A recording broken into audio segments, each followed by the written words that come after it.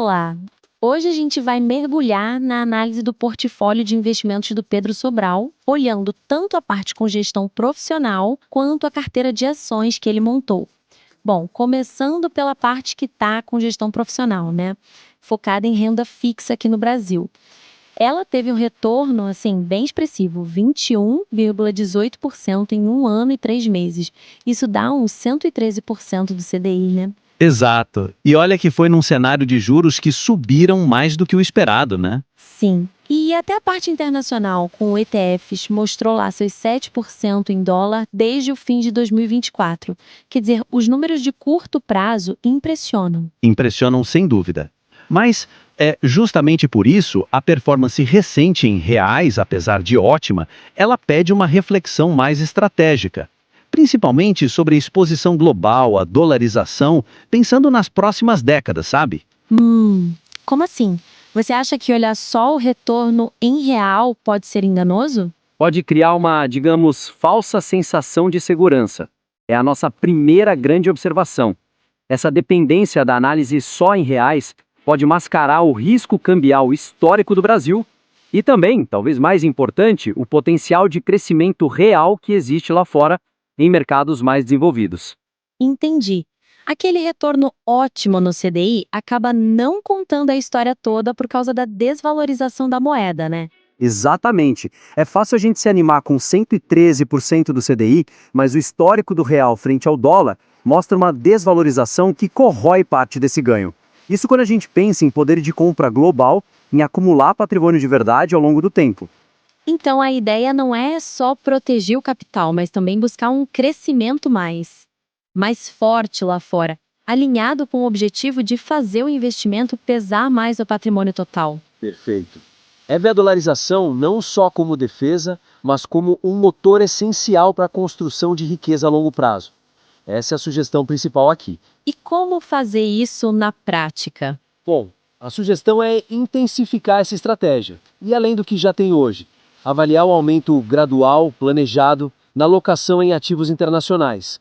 Usar mais aqueles ETFs globais que já estão lá, talvez com metas semestrais, anuais, para esse rebalanceamento, sabe? E aquela ideia da estrutura offshore que ele mencionou? Então, essa é outra coisa concreta a se avaliar, revisitar essa ideia.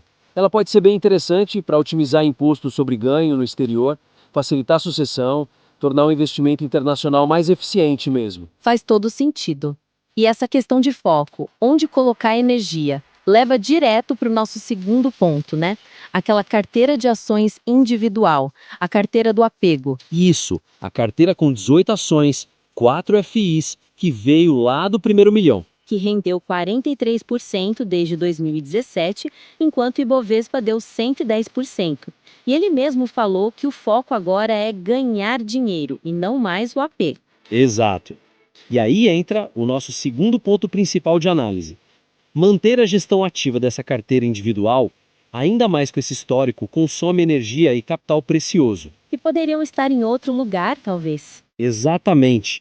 Recursos que seriam provavelmente mais produtivos se estivessem consolidados na estratégia principal e alinhados com a força primária dele, que é gerar receita no negócio. E a fraqueza aí não é só o retorno mais baixo. Não só, o retorno inferior é um custo de oportunidade claro, né? O dinheiro podia ter rendido mais no Ibovespa ou até na própria carteira de renda fixa dele.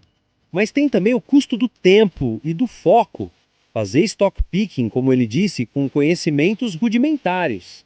Vira quase um segundo trabalho, né? E um que desvia a atenção do negócio principal, onde ele é especialista. Talvez aquele sentimento de estar desaforado com o dinheiro venha um pouco daí, desse desalinhamento. Entendi. Então a sugestão seria: A sugestão é considerar seriamente liquidar essa carteira individual, estrategicamente, e consolidar tudo, 100% dos recursos, na gestão profissional que ele já tem e confia. simplificar e potencializar, então. Isso, simplifica, aproveita a expertise que ele já contrata e libera o tempo e o foco dele para o que realmente importa, o crescimento do negócio. É um realinhamento estratégico total. E como ele poderia fazer essa transição de forma prática?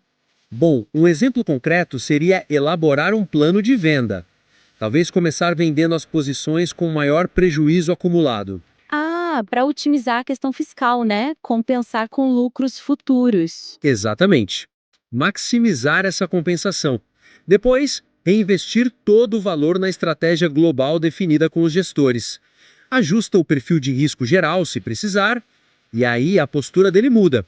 Deixa de ser o executor tático no dia a dia das ações e vira um supervisor estratégico do patrimônio. Fazendo revisões periódicas de alto nível com a equipe de gestão. Perfeito.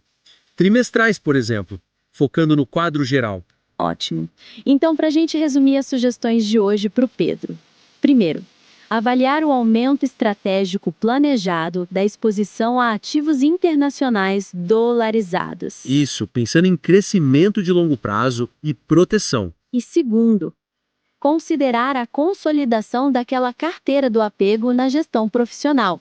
Liberando foco para o negócio principal, otimizando o capital e a parte fiscal. Esperamos que essa análise te ajude, Pedro. São ideias para refletir e, quem sabe, ajustar a rota. Fique super à vontade para mandar um material de novo para a gente no futuro. Adoraríamos acompanhar como as coisas evoluem. Curtiu o conteúdo? Então fortalece.